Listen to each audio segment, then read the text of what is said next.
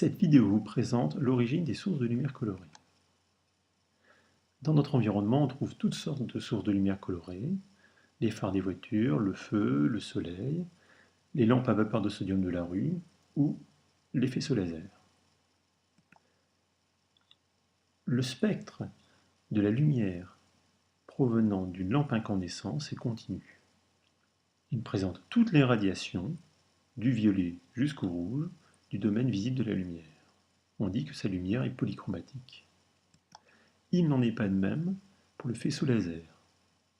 Si on réalise son spectre, on n'a qu'une seule raie, on dit que son faisceau lumineux est monochromatique. De la même manière, si on réalise le spectre d'une lampe à vapeur de mercure, on observera plusieurs raies.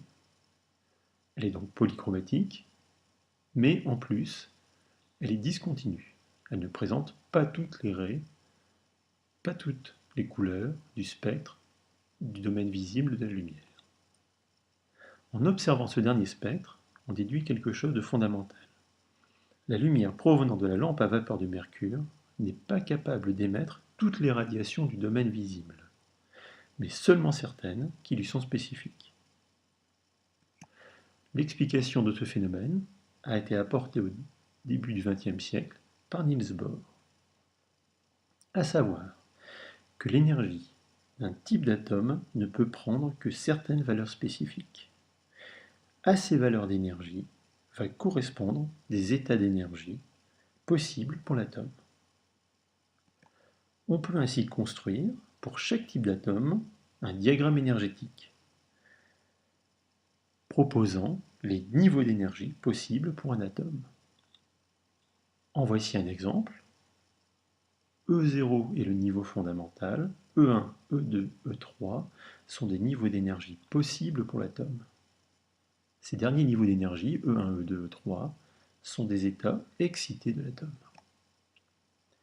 Ce qui est possible, c'est de réaliser des transitions entre ces différents niveaux d'énergie, d'un niveau d'énergie bas vers un niveau d'énergie haut, ou l'inverse. Que se passe-t-il si on apporte de l'énergie à un atome? Eh bien, si on fournit suffisamment d'énergie à un atome, se trouvant dans l'énergie E0, il pourra se retrouver dans l'état d'énergie excité E1. Si un atome se trouve dans un état excité,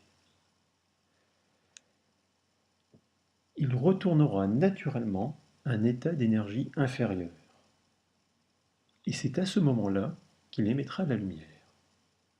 Dans l'exemple, on a un atome dans l'état d'énergie E2. Il retombe dans l'état d'énergie E0, niveau fondamental. C'est à ce moment-là qu'il émet de la lumière. Comment savoir de quelle lumière il s'agit? Reprenons cette désexcitation, ce passage du niveau E2 au niveau E0. Eh bien, la différence d'énergie est égale au produit de la constante de Planck, H, fois la fréquence en Hertz. Connaissant cette fréquence, eh bien, on pourra en déduire la longueur d'onde à laquelle l'atome, lors de cette désexcitation, va émettre de la lumière.